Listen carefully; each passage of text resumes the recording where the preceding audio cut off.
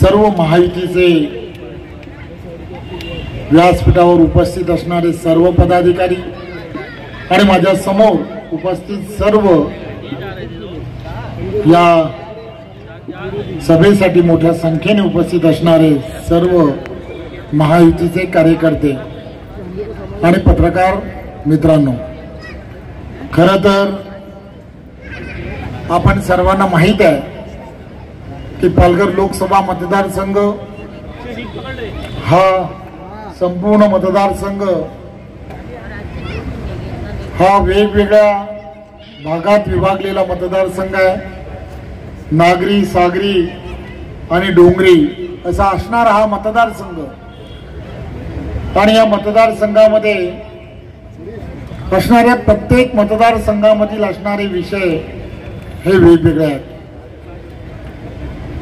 या भागामध्ये असणारा जनजाती समाज असेल किंवा या भागामध्ये नागरीकरण आणि नागरिकांमुळे झालेल्या अनेक समस्या असतील, त्या सर्वांना उत्तर जे आहे ते आदरणीय पंतप्रधान नरेंद्र मोदी जे आहेत हे आपण सर्व लोकांपर्यंत पोहोचवलं पाहिजे। एक गोष्ट लक्षात घेतली पाहिजे,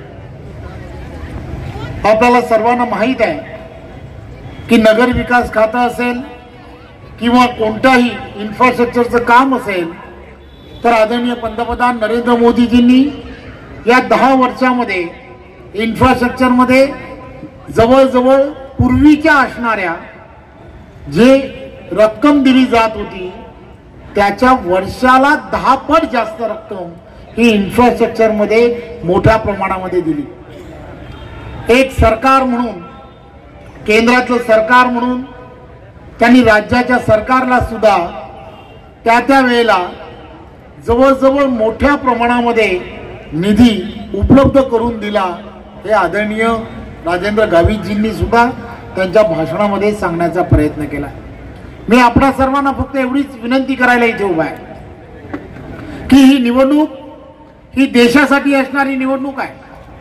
या देशासाठी असणाऱ्या निवडणुकीमध्ये तुमचं, आमचं आणि संपूर्ण देशाचं भविष्य हे अवलंबून आहे।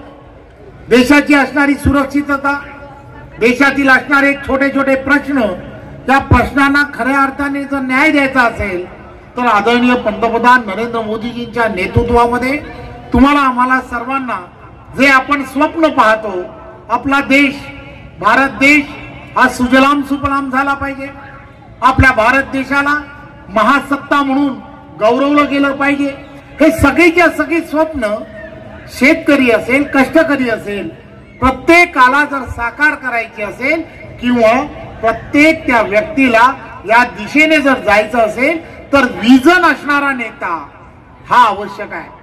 आणि विजन असणारा नेता हा संपूर्ण जगाने मान्य केला आहे की नरेंद्र मोदीजी व्यतिरिक्त या जगामध्ये असा नेता होणं नाही। आणि म्हणून या देशाला येणाऱ्या काळामध्ये तिसऱ्यांदा तुम्हाला, आम्हाला सर्वांना पंतप्रधान म्हणून नरेंद्र मोदीजींना निवडून देणं हे अत्यंत गरजेचं आहे।